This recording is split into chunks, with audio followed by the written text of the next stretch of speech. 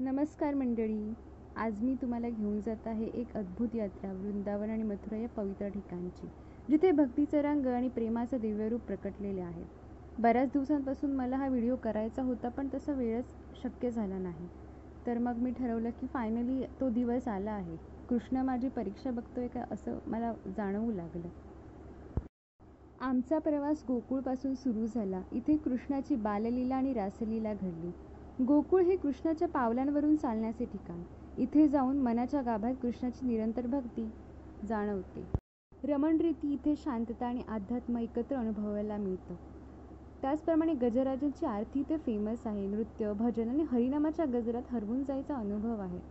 इथे एकमेकांवर अशी जेव्हा माती उडवतात, म्हणजे ती कृष्णाची बाललीलानं अजूनही अनुभवायला येते. मला हे स्थान खूप आवडलं. त्यानंतर आम्ही मालवणी चढवानी अशी फुगडे घातलं. आम्ही गणपतीत अशा फुगड्या घालतो, म्हणजे आपल्या महाराष्ट्राची ती संस्कृतीच आहे. सर्वजण असे बघत होते की काय करतायत हे, तरी पण आम्ही घालतच होतो. आपल्याच ह्याच्यात रंगलेलो होतो आम्ही. त्यानंतर रमण रेतीस म्हणजे अशा गायी वगैरे आहेत, त्या खूप छान वाटतं. कृष्णाची आठवण येते यार. त्यानंतर असा अश्व होता तिथे आणि पूर्ण आम्ही रमण रेतीचा परिसरनं फिरत होतो. हे असे ब्रजवासीनं असे फिरत असतात, म्हणजे ते पूर्ण भजन कीर्तन चालूच असतं त्यांचं. खूप म्हणजे भक्तीचा पूर्ण परिसर आहे तिथे. त्याचप्रमाणे इतर मंदिरं आहेत. राधारमण मंदिर, बाके बिहारी मंदिर जे अतिशय फेमस आहे, पण इथे शूटिंगला अलाउड नाही आहे, त्याच्यामुळे आम्ही ते काही कॅप्चर करू शकलो नाही. पण इथे पण खूप गर्दी असते. गर्दीत हरवलो तरी सापडणार नाही. त्याचप्रमाणे मथुरा जन्मभूमी आहे, जिथे श्रीकृष्णांचा जन्म झाला. इथे पण अलाउड नाही आहे शूटिंगसाठी, पण जे काही अनुभव घेतले ते शब्दात सांगणं कठीण होतं. विश्रामघाट हे एक खास ठिकाण आहे, जिथे भक्त दररोज यमुनाजीच्या पवित्र नदीत स्नान करून त्यांना अर्पण करतात. या घाटावर प्रत्येक संध्याकाळी एक भव्य यमुनाजी आरती आयोजित केली जाते, जी अत्यंत भक्तिपूर्ण आणि शांत असते. आरतीच्या वेळी दीपमालिका आणि तेलाचे दिवे यांचा गजर सुरू होतो. यमुनाजीच्या पवित्र धारेमध्ये डुबकी घेत भजनाचा गजर, चंद्रप्रकाश आणि आरतीच्या गजरात कृष्णाच्या भक्तांची एकनता पाहायला मिळते. प्रत्येक आवाज, प्रत्येक मंत्र आणि प्रत्येक दीप ही यमुनाच्या पावित्र्याला अर्पण केलेली असते. विश्रामघाटावर होणारी ही यमुनाजींची आरती एक प्रकारची स्मरण आरती असते, जिथे कृष्ण आणि यमुनाचा साक्षात्कार फुलतो. हे ठिकाण भक्तांसाठी एक दिव्य स्थान बनतं, जिथे प्रेम, भक्ती आणि शांती एकत्र येतात. प्रेम मंदिर तर एवढं सुंदर आहे ना, आणि त्याच्या आजूबाजूला जे त्यांनी रासलीला, गोवर्धन पर्वत हे काही केलं ते अतिशय अतिशय सुंदर आहे. आणि नाईट व्ह्यू तर एवढा जबरदस्त आहे ना, ते पूर्ण कलर चेंज होतात. हे बघून अगदी वाटतं की इथून हलूनच नाही. संपूर्ण वातावरण प्रेमाच्या गजरात रंगून जातं. आणि इथे पाऊल ठेवताना तुम्ही जणू स्वतः कृष्णाच्या प्रेमात हरवला आहात, असा अनुभव तुम्हाला नक्कीच येईल.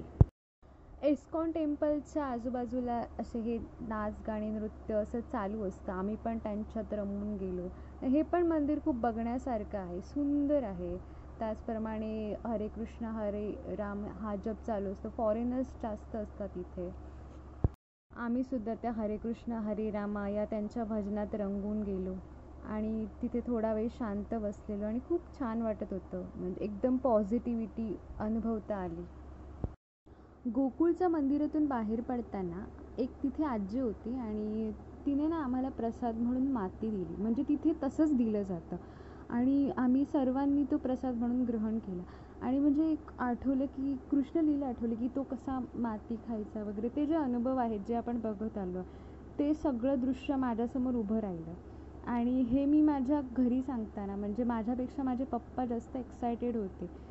ते मी माझे अनुभव शेअर करत होते आणि तिथे त्यांच्या डोळ्यातून पाणी येत होतं की ते दिवस आठवत. ते आजही मला ते असं आठवलं ना की अंगावरती काटा येतो की तो अनुभव मी नाही एक्सप्रेसच नाही करू शकत.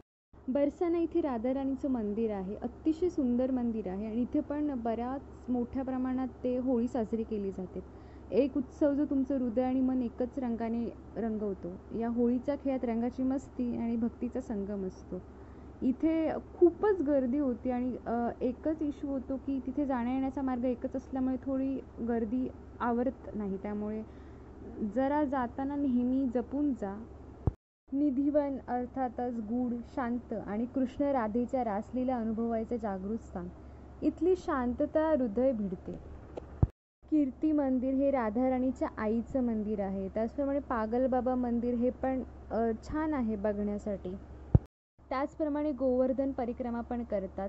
काही श्रद्धाळू चालत जातात, काही जण आता सोयीस्कर ई रिक्षाने जातात. आम्ही ई रिक्षाने गेलेलो कारण वेळ कमी होता आणि मस्त सोयीस्कर आणि सविस्तर दर्शन झालं पूर्ण. दानघाटी, कुंड सरोवर, कुसुम सरोवर आणि पर्वत. ओव्हरऑल एक्सपिरियन्स खूपच चांगला होता. वृंदावन, मथुरा, बरसाना, नंदगाव इथल्या होळी फेमस आहेत आणि प्रचंड गर्दी असते.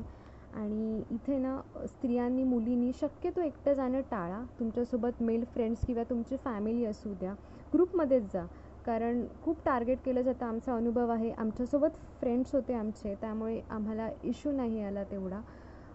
सो आणि माझ्या मैत्रिणीचा अनुभव होता, सो आम्ही तशी ट्रिप प्लॅन केली होती.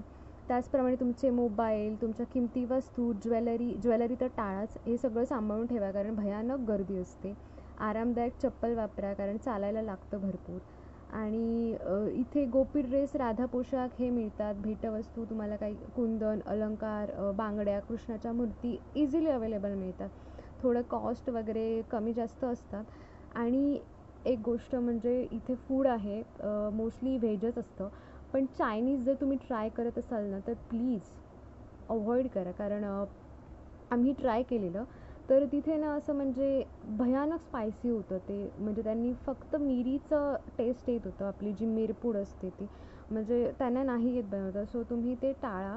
आणि ब्रजवासी फूड आहे, मी ती लिंक पेस्ट करेनच, तिथे ट्राय करा. इथे जास्त तो दुधाचे पदार्थ वगैरे मिळतात, त्यामुळे स्ट्रीट फूडमध्ये लस्सी, कचोरी वगैरे. मी ट्रेनने प्रवास केलेला आणि 3 महिने आधीच तिकीट्स बुक केलेल्या, कारण अवेलेबल नसतात.